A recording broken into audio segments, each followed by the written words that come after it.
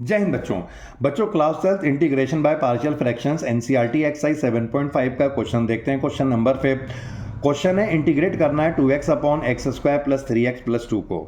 Solution पे ध्यान देंगे।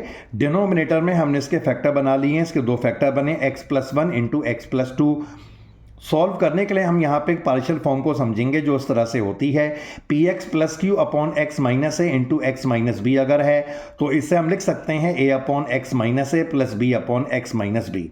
तो यहाँ पर हमने इसे इस फॉर्म में लिख दिया है, a upon x minus 1 plus b upon x minus 2। इसके बाद हम एलसीएम निकालेंगे।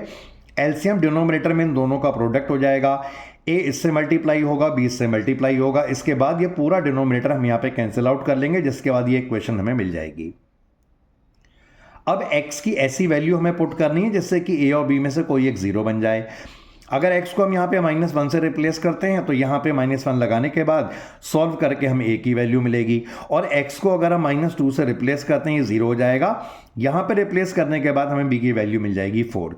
तो हमने a और b की वैल्यू को यहाँ पे लगा दिया है। ये लगाने के बाद हमें इसका इंटीग्रल फाइंड करना था, और अगर ये इसके इक्वल है यानी इसका इंटीग्रल इन दोनों के अलग अलग इंटीग्रल के इक्वल होगा। -2 कांस्टेंट बाहर निकला 1 अपॉन एक्स, 4 को कांस्टेंट बाहर निकाला 1 अपॉन एक्स, और 1 अपॉन एक्स का इंटीग्रल होता है log x।